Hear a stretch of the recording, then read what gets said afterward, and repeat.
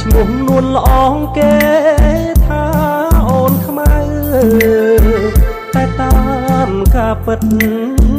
សាច់សមកថៃតែម្ដាយស្រីថ្លៃហើយខ្មៅពីតូចឆ្នាំថ្មីខ្មៅពេញក្រមុំរូបល្អសែនសមគ្មានស្រីណាដូចខ្មៅជាស្រីខ្មៅគ្រប់លះសំស្លូតប្រាជ្ញាក៏ឆ្លាតស្ដាប់ពាក្យម៉ែថ្ងៃនេះបុណ្យចូលឆ្នាំថ្មីបងឃើញខ្មៅស្រីអូនរៀបចំផ្ទះបោះរៀនទេវតាដាក់ការថ្វាយព្រះដាំស្កររូបរះជូនម្ដាយទៅវត្តបងឃើញខ្មៅគូនភ្នំខ្សាច់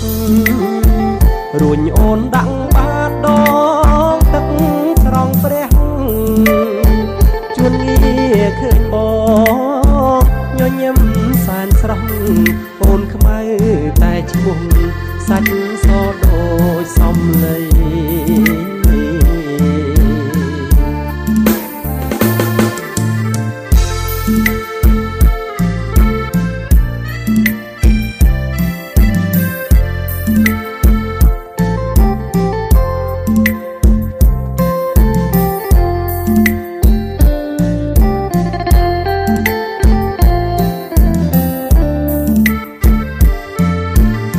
ថ្ងៃនេះបុណ្យចូលឆ្នាំថ្មី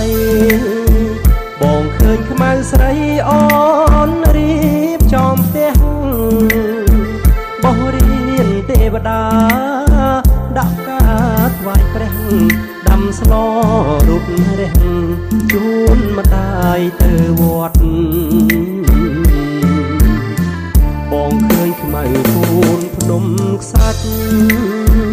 រួចអូនដាក់បាតដងទឹកស្រង់ព្រះជួនងារឃើញបងញញឹមសែនស្រស់អូនខ្មៅតែឈ្មោះសាច់សដូចសំឡី